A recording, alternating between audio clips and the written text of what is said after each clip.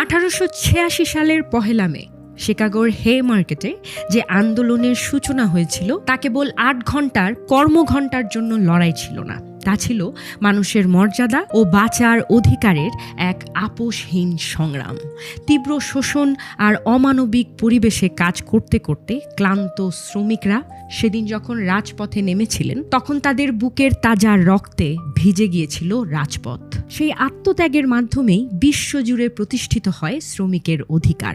মে দিবস আমাদের মনে করিয়ে দেয় যে আজকের এই আধুনিক সভ্যতা গড়ে তোলার কারিগর কোনো যন্ত্র নয়, বরং সাধারণ মানুষের হাড় ভাঙা খাটুনি আর মেধা।